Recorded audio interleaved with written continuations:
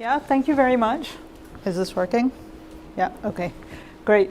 So thank you very much for inviting me to this symposium and for some very interesting presentations already. I'm going to take a step back to look at the SDGs overall. So hopefully this will be useful for the next presentations.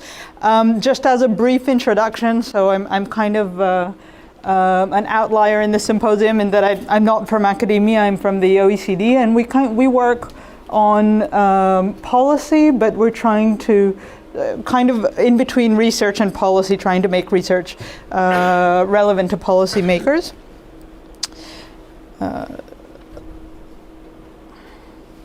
And what I'm going to present today is our study on measuring the distance from SDG targets. So the Sustainable Development Goals, and again, I hope not to repeat things that have been presented before, and I see there's a lot of different ways about talking about the SDGs, but the SDGs are an encompassing agenda that really include a lot of different subjects. So there's 17 goals, as everyone knows, and 169 targets. And while the goals are high-level objectives like end poverty everywhere, ensure healthy lives, the targets themselves are more of a mixed bag, and they relate both to outcomes, so what do we want to achieve, also to policy tools, how we want to achieve them, and means of implementation, making it a very complicated kind of agenda to understand and to then implement.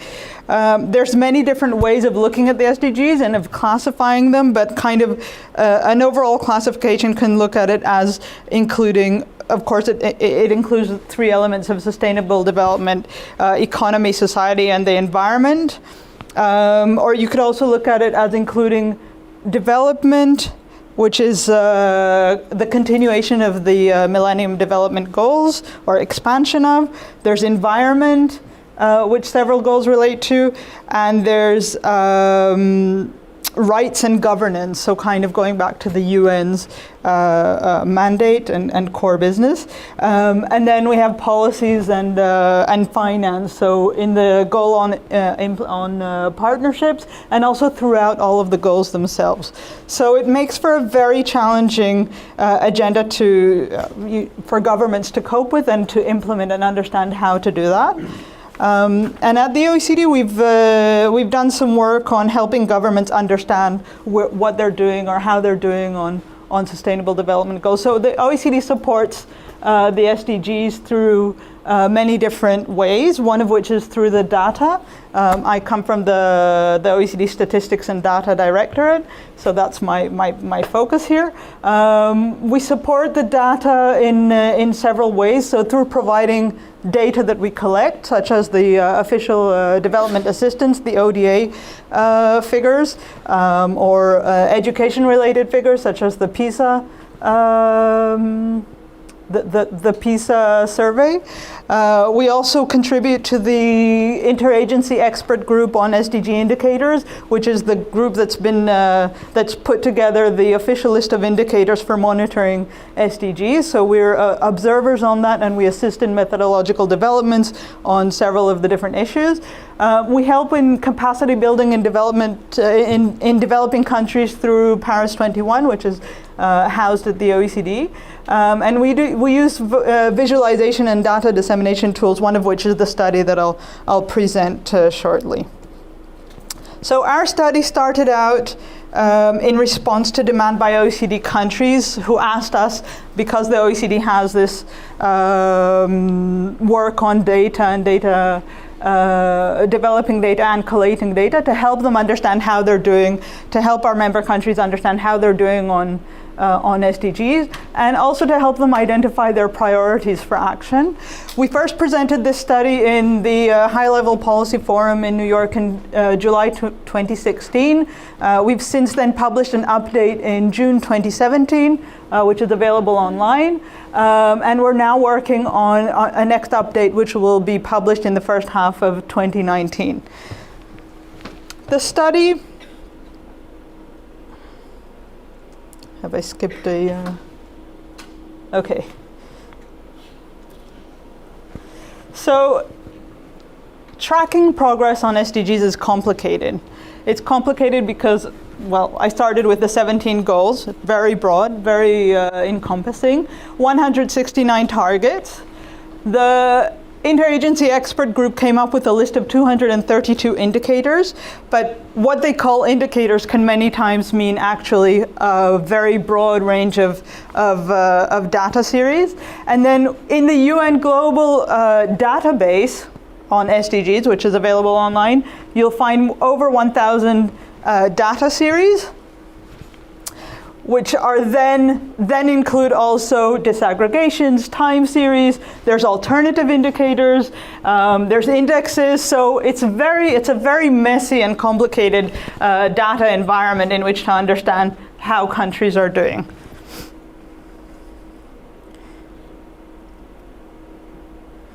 What we've done in order to help countries navigate that complicated system is our study on measuring distance, which requires a set methodology. So the methodology starts with selecting indicators. We then have to set levels for targets and then normalize the values in order to use a unifying metric to help compare between indicators.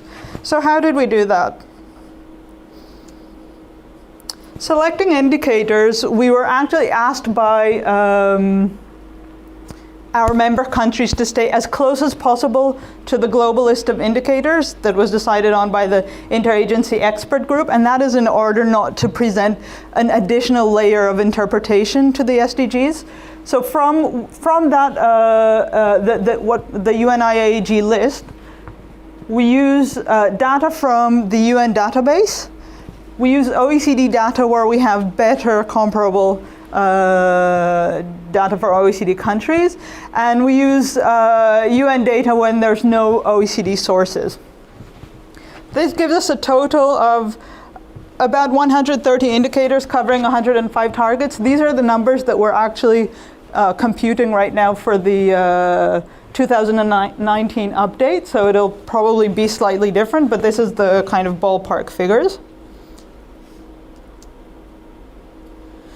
But the availability really matters, the data availability really matters when you're trying to understand the overall picture of SDGs. So this again is taken from our update, which will be published next year. So the figures might change slightly, but altogether you can see that across goals, this is across the 17 goals, there's a very different level of data availability for each of the goals. This is just looking at, for each target, is there at least one indicator to measure that target? So a lot of times there's more than one indicator necessary according to the global list, but at least one indicator, and then how many, in each goal, how many targets are covered by at least one indicator. And you can see that for goal 17 on partnerships, the goal on cities, on inequality,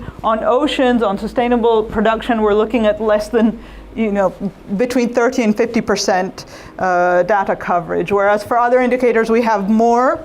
So for infrastructure, we have a complete set of indicators. For health, we have a complete set of indicators, but that is without any judgment on those indicators themselves and how useful they are in actually giving us a picture. So for example, on goal 9 on infrastructure, we have quite a few indicators where we have a difficulty in identifying the target, the necessary target. So we have the indicators, but we don't know what we're aiming to achieve by 2030. And I'll show you what that means in a moment. So how do we set, after choosing the indicators using both the UN Global Database and the OECD data available, we have to set the targets. So how did we set the targets in our study? We used 3 sources of targets. So first, the easy one is when there's an explicit target in the agenda. So for example, the agenda actually stipulates what the level of official development assistance should be, which is 0.7% of GNI, of global national product.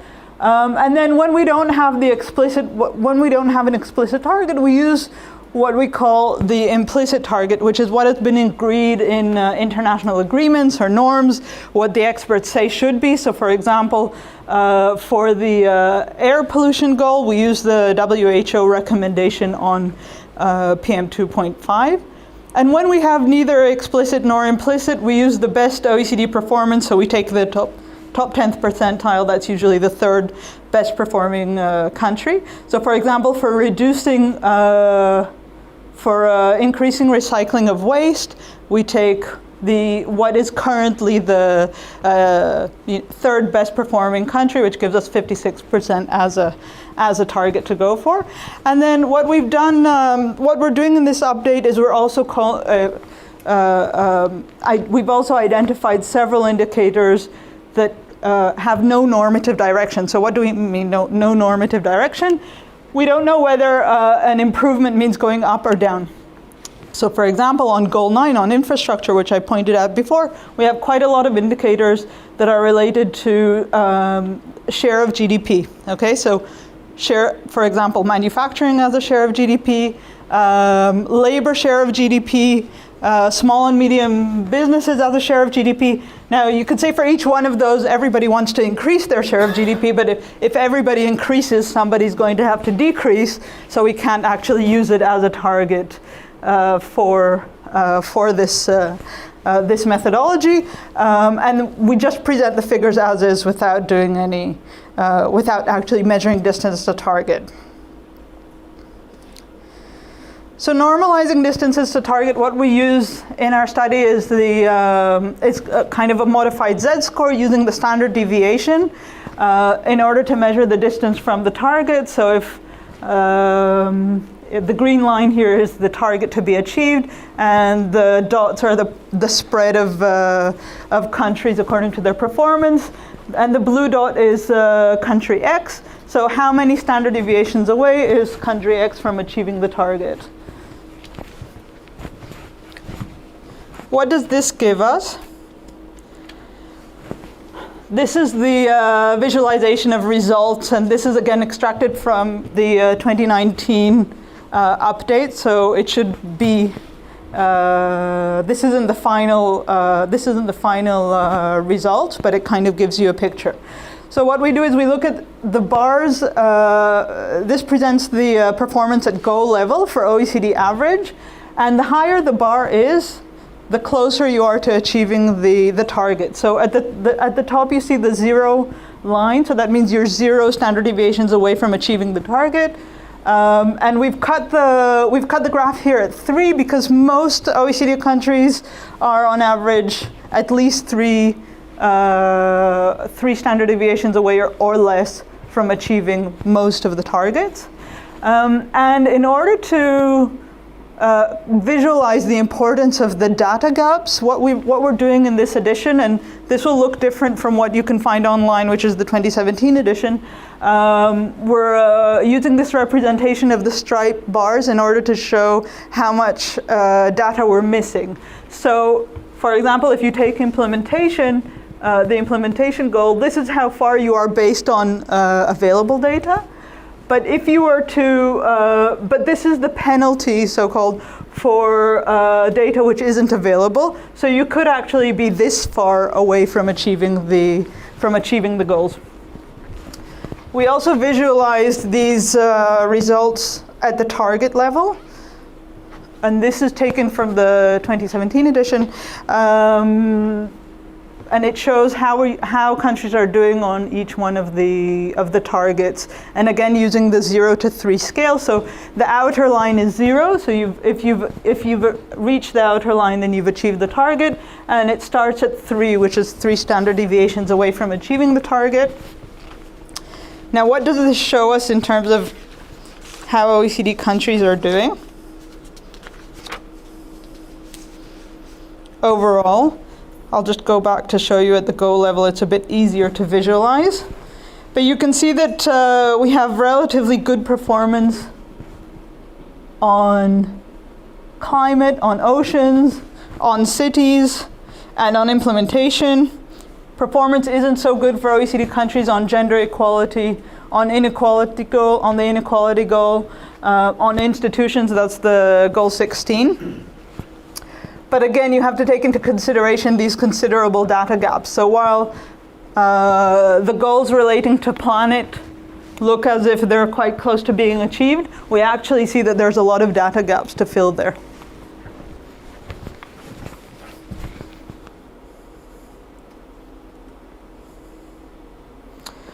What are we doing next for our study? So again, we're publishing an update in 2019. It's going to show the same kind of results, but it's also going to look at a few different issues. So we're taking a look at going dynamic. We're taking a look, well, the results I've showed you up until now have been a static point in time. We're also going to be looking at trends, so how countries have been doing in the past. Are they moving in the right direction in order to achieve targets?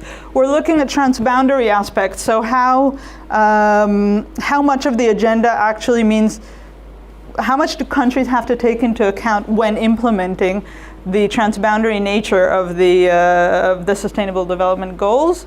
We also look at disaggregation. We've recently published a working paper on looking at children and youth. So how are children and youth performing on SDGs, or how well are we doing on achieving SDGs for children and youth? And as I said, again, we'll be updating next year. And this is kind of just to give you a sense of what the disaggregation looks like. This is the same wheel, the same visualization, but for the data available for children and young people. So this has already been published, and we're also working on doing the same kind of analysis for gender. So as I'm sure you know, one of the essential points of the Sustainable Development Goals, or one of the main themes, is that leave no one behind. So how different groups in the population do on each one of the targets is very important to understand. I'll leave you with that, and thank you very much.